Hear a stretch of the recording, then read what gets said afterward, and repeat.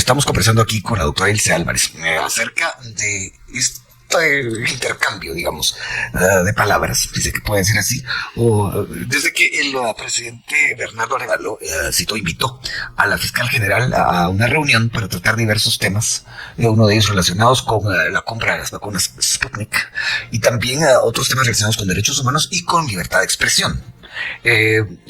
Muchos hicieron apuesta, decían unos que sí llegaba, otros que no llegaba. Acertaron los que dijeron que no.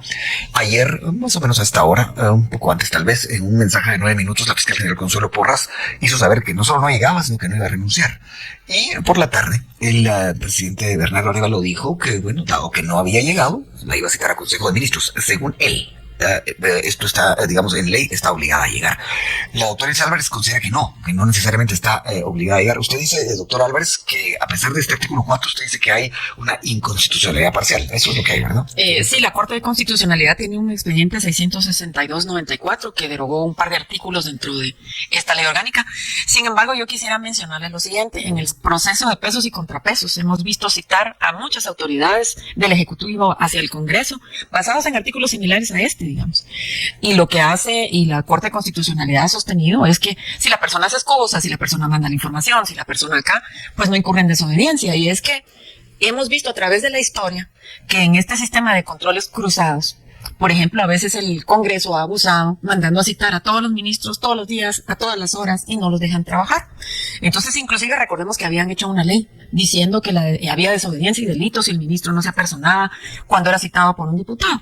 Entonces, este artículo que estamos leyendo acá habla de la condición de que ella acude con voz y sin voto.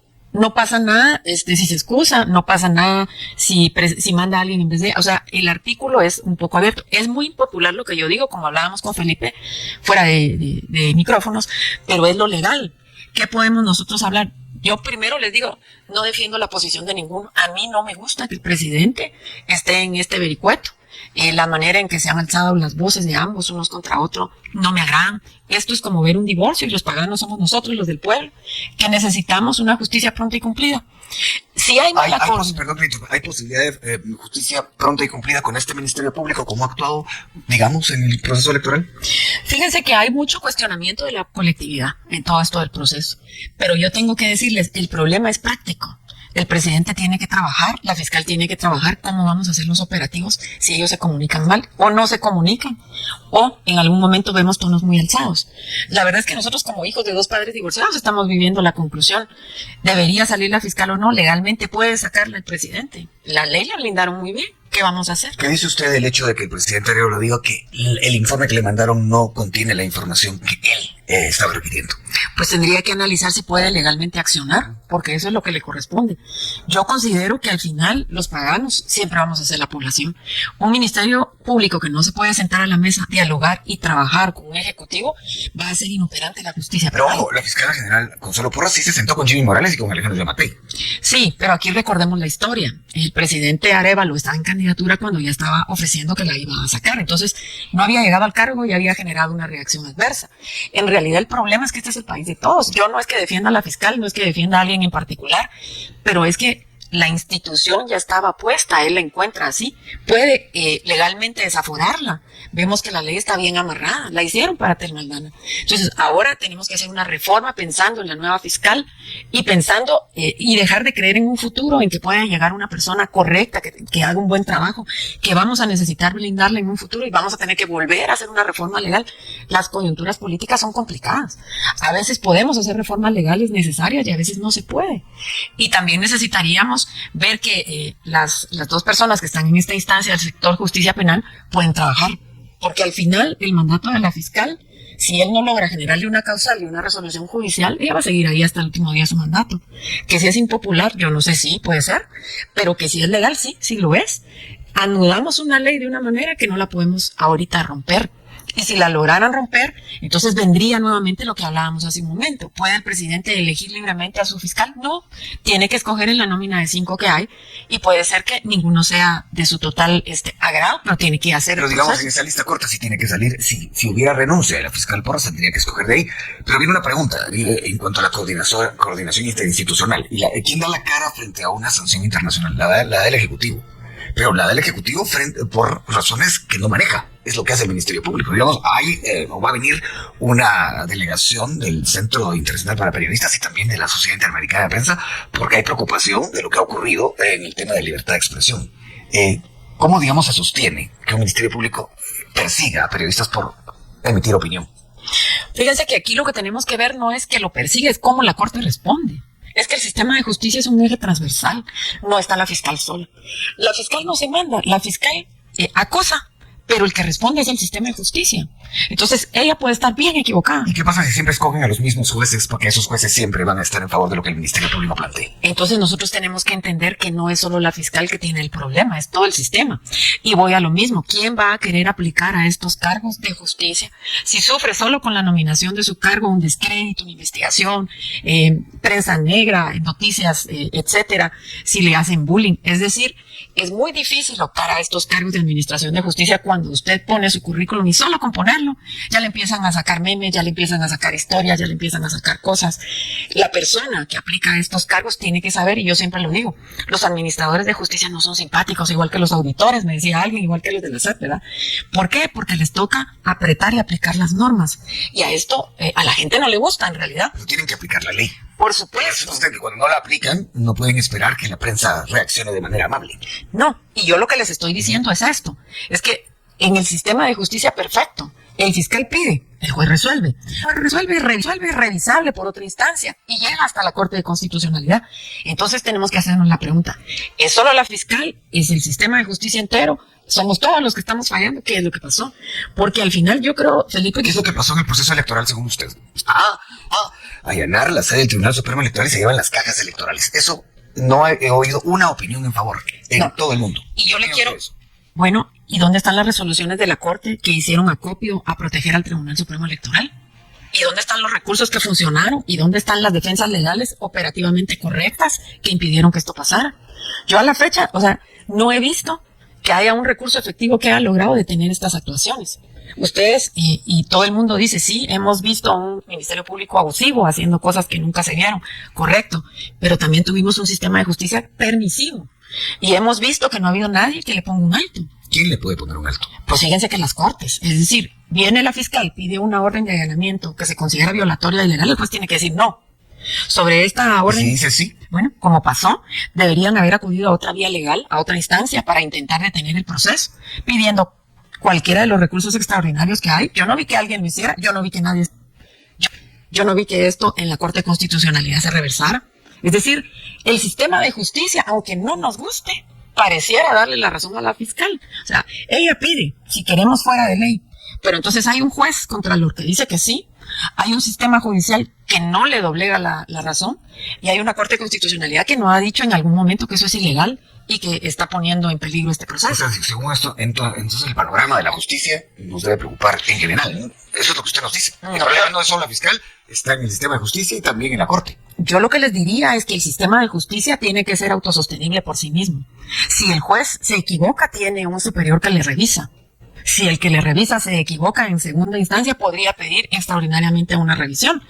Pero ¿dónde está esa resolución que avale, digamos, este pensamiento de que todo está negativo y está mal? Yo sí vi una resolución de la Corte de Constitucionalidad que dice que aunque hubiera, digamos, un fraude electoral y algún tipo de alteración en las actas, el sistema electoral per se ya había dictaminado la elección a favor del doctor Arévalo y que eso era incambiable, que la toma de posesión era inevitable el 14 de enero. Así estaba la resolución de la Corte. Pero tiene un párrafo que dice, sin embargo, eso no quiere decir que el Ministerio Público no pueda seguir haciendo su investigación y que si establece que hay delito, persiga. O sea, lo que tenemos que entender es que el sistema se tiene que autogestionar y autocontrolar. Pero digamos que el hecho de que el Ministerio Público siga su investigación es algo que, digamos, ha sido objetable. Eso, digamos, no está puesto sobre la mesa. El Ministerio Público tiene que cumplir su función. ¿Usted está de acuerdo conmigo, Ana? Es que la Corte jamás le va a decir al Ministerio Público que deje de investigar. No puede. Lo que pasa es que lo que tenemos que entender es, si no estamos de acuerdo con el actuar del Ministerio Público, ¿dónde está la resolución de la Corte que le dijo hasta aquí? Yo no la veo. Entonces... Bueno, ¿y cómo entiende usted que no haya habido tal resolución tomando en cuenta los hechos que ocurrieron? A mí me preocupa. ¿Está basada en ley? Fíjense que si no estuviera basada en ley ya lo hubieran revocado. ¿Quién? las cortes. Es que entendamos lo siguiente, este sistema se autolimita. La fiscal no es una persona con poderes infinitos. Ella somete sus puntos de vista a la judicialización y el juez resuelve. Y esta resolución judicial es recurrible, es revisable. Yo lo que no sé, porque hasta ahí nosotros no entramos, digamos yo como ciudadano de a pie, entiendo los procesos como la prensa los explica. Y a veces quien los explica no necesariamente sabe de derecho. Explica lo que entendió. Y nosotros lo que entendemos es que sí hubo un allanamiento, sí hubo una sustracción, pero yo no vi dónde está el juez que declaró nulo, inválido, que dijo que era ilegal hacer ese allanamiento.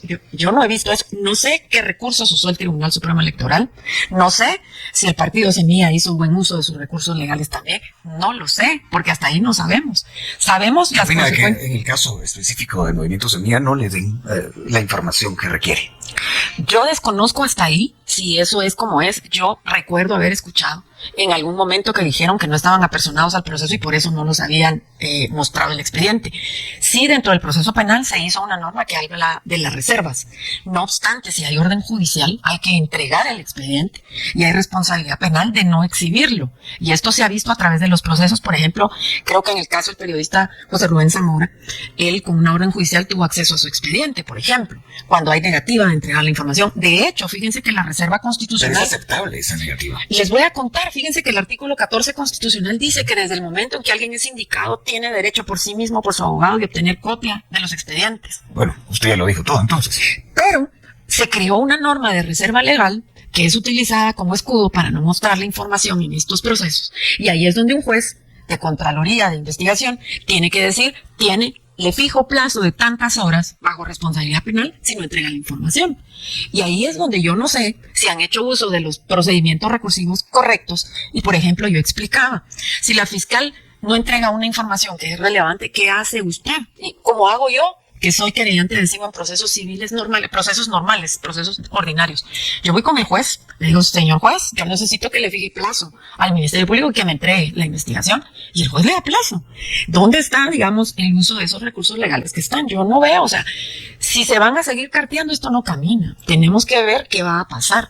Aquí, como les digo, es la historia de dos padres divorciados en muy malos términos, nosotros los hijos sufriendo por en medio, la comunidad internacional viéndonos feo, porque no damos avance a los procesos, porque se genera... ¿A quién ve feo la comunidad internacional entre estos dos padres? Al sistema de justicia que no funciona. Le reitero la pregunta, ¿a quién ve feo de los dos padres? ¿Al presidente Arévalo o a la fiscal general? Pues el presidente Arévalo es el que goza de la popularidad de todo el pueblo y además goza del apoyo internacional.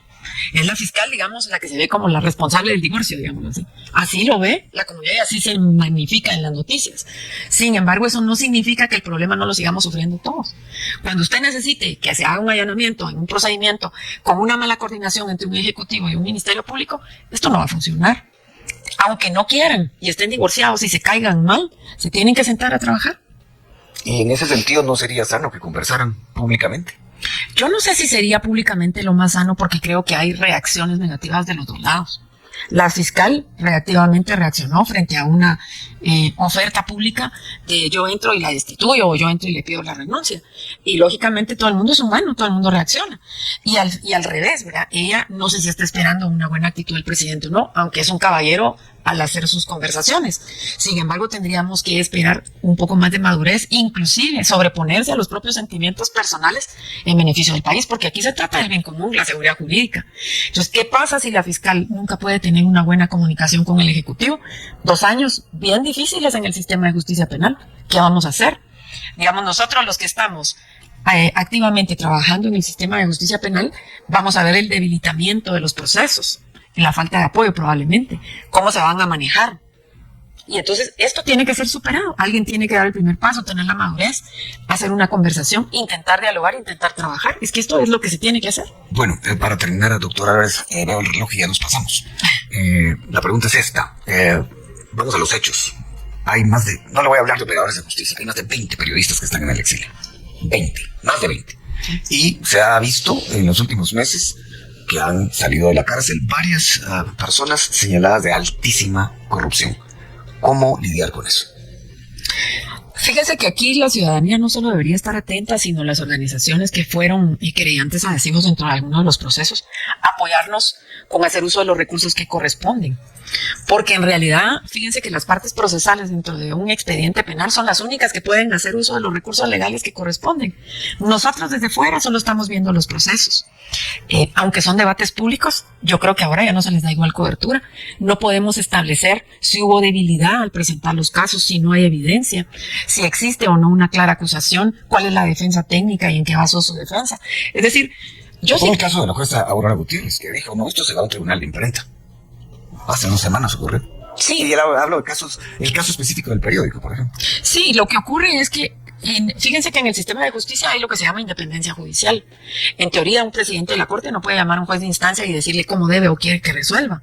Ya vimos que esto no debe ser así.